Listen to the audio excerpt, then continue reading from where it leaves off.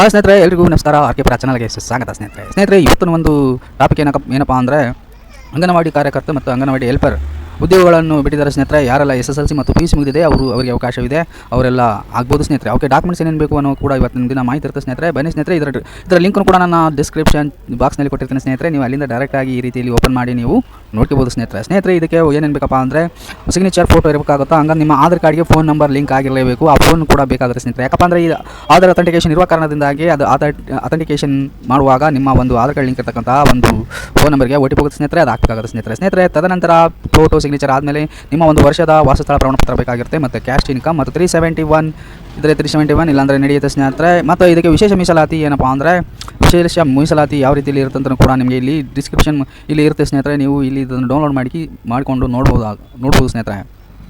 ಏನೇನು ಬೇಕು, ಅರ್ಹತೆ ಏನು ಎಲ್ಲನೂ ಕೂಡ ಸಂಪೂರ್ಣ ಮಾಹಿತಿ ಇರುತ್ತೆ ಸ್ನೇಹಿತರೆ. ಯಾರೆಲ್ಲ ನೀವು ಆಗಬೇಕು ಅನ್ನೋರು ನನ್ನ ಒಂದು ಡಿಸ್ಕ್ರಿಪ್ಷನ್ ಬಾಕ್ಸ್ ಕೊಟ್ಟಿರ್ತಕ್ಕಂಥ ಲಿಂಕಿಗೆ ಕ್ಲಿಕ್ ಮಾಡಿ. ಈ ಥರ ಬರುತ್ತೆ.